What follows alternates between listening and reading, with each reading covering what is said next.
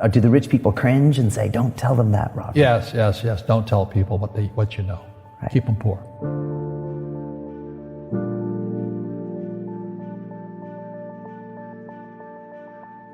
The moment I pay you, you think like an employee.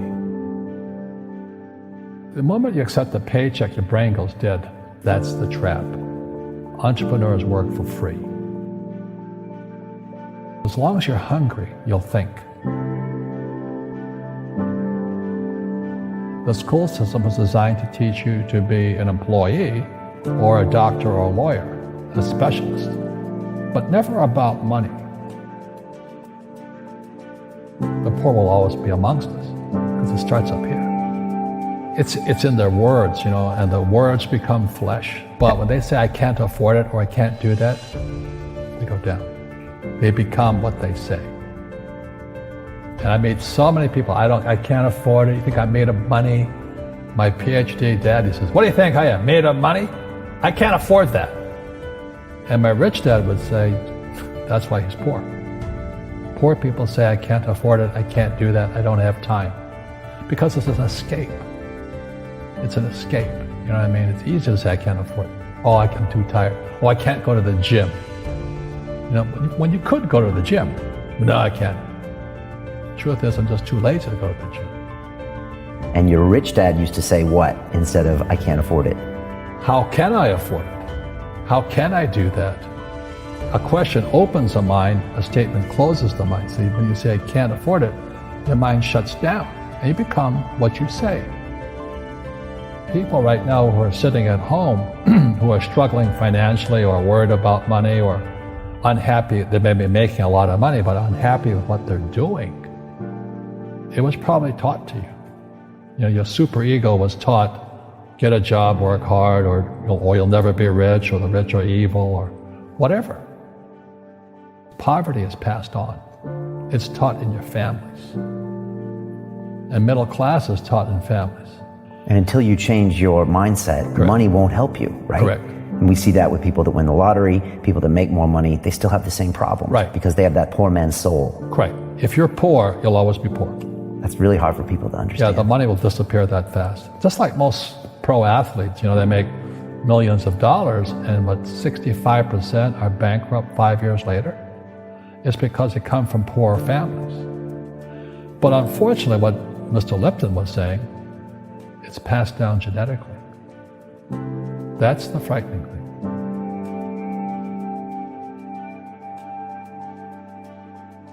If you don't want to learn it, I can't help you. I have bad luck too. I've had financial crashes. I've had people stab me in the back, but they're all good because I grow from it. And that's spirituality. People who are afraid of making mistakes, like they teach in school, they don't ever grow. Because spirituality is there's good and there's bad, there's right and there's wrong, there's up and there's down. Most people only want to be right, they only want to be positive. Well, you can't have that. That's not reality.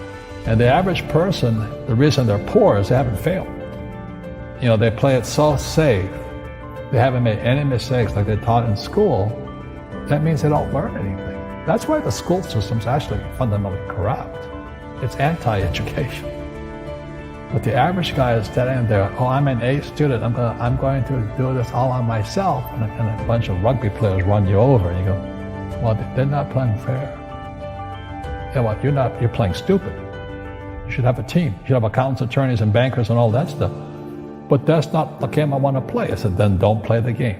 The game of business is played with accountants, attorneys, bankers, hate to say it, politicians.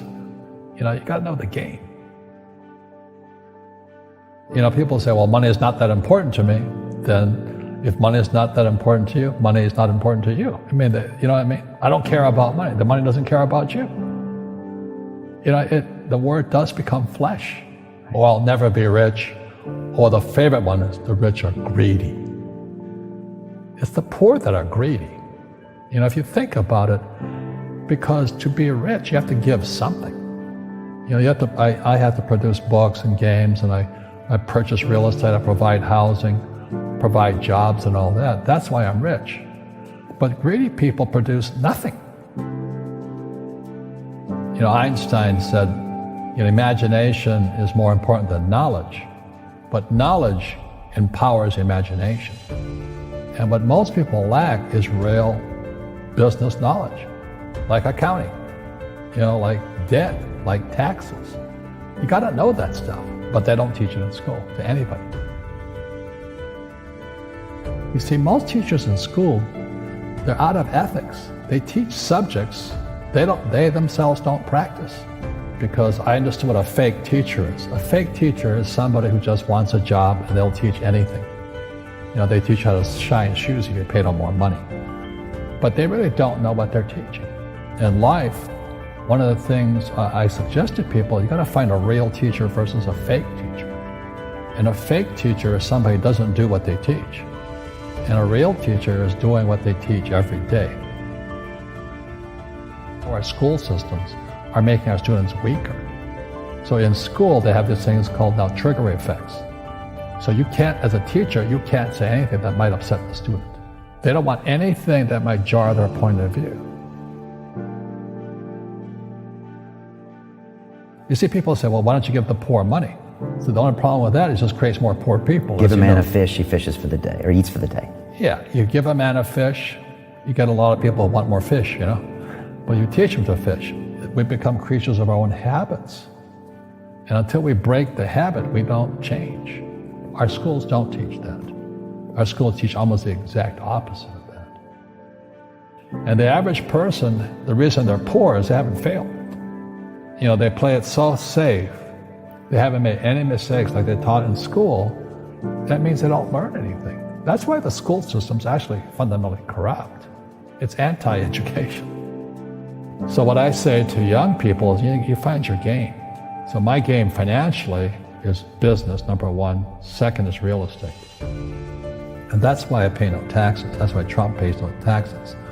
Legally, it is a combination of business and real estate that gives us an unfair advantage over employees because they don't know what to do. And a lot of people would rather sit in the stands than be in the game. One of the greatest ways to acquire great wealth is playing Monopoly in real life. 4 greenhouses, 1 red hotel. But is that all there is? That's it. Robert, if I could give you some kind of a magic phone and you could make a call to the 20-year-old Robert Kiyosaki and give that young man a bit of advice, what would you tell him? I would just say keep going. Just do what you have to do. Just live it to the fullest, which I did. Nothing I ever did made sense.